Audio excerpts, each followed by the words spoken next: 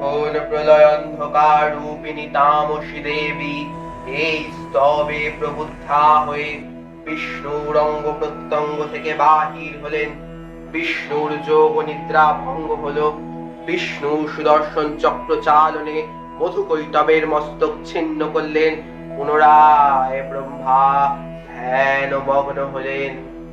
এদিকে কালান্তরে দুর্ধর্ষ দৈত্যরাজ মহিষাসুরের পরাক্রমে দেবতারা স্বর্গের অধিকার হারালেন।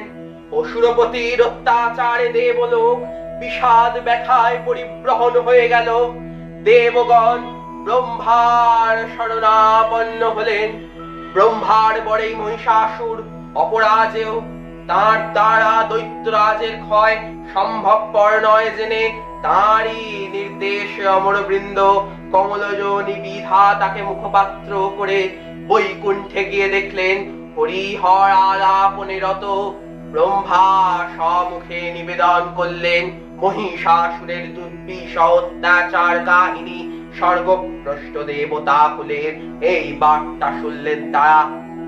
শান্ত যোগীবর মহাদেবের সুগৌর মুখমণ্ডল ক্রোধে রক্ত জবার মতো রাঙা বরণ ধারণ করল। আর শঙ্খ চক্র গদা পদ্মধারী নারায়ণের আনন ভ্রুকুটি কুটির হয়ে উঠল। তখন মহাশক্তির আহ্বানে গগনে গগনে নিনাদিত হলো মহাশঙ্খ। বিশ্বজোনি বিষ্ণু রুদ্রের মদন থেকে তেজরশ্মি বিচ্ছুরিত হলো। ব্রহ্মা ও দেবগণের আনন্দ থেকে তেজ নির্গত হলো। এই পর্বত প্রমাণ জ্যোতির্পুঞ্জ প্রজ্বলিত হুতাশনের ন্যায় দীপ্যমান কিরণে দিগমণ্ডল পূর্ণ করে দিলে ওই তেজরশ্মি একত্রিত হয়ে পরমা রূপবতী দিব্যশ্রী মূর্তি উৎপন্ন হলো। তিনি জগন্মাতৃকা মহামায়া। এই আদ্যা দেবী ঋক মন্ত্রে ঘোষণা করলেন আত্মপরিচয়। अहं रुद्रेभिः वसुभिश्चराम्यहं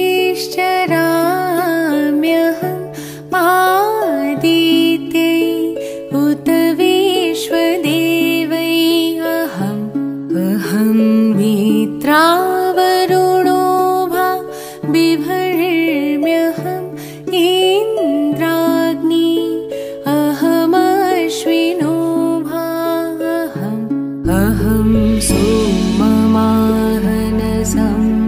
बिभर्म्यहम् त्वष्टारमुतपूषणं भगम् अहं दधामि द्रविडं हविष्मते सुप्रावि यजमानय सुन्वते अहं राष्ट्री सङ्गमनि वसूना चिकितुषी प्रथमा यज्ञानामतां मादेव वदधु पुरुत्रां भूरिष्ठा तां भूरिया वेशयन्तीं मया सो अन्नमत्ति यो विपश्यति यः प्राणिति शृणोति युक्तम् अमन्तवो मां तौपक्षियन्ति श्रुति श्रुतश्रद्धिवं ते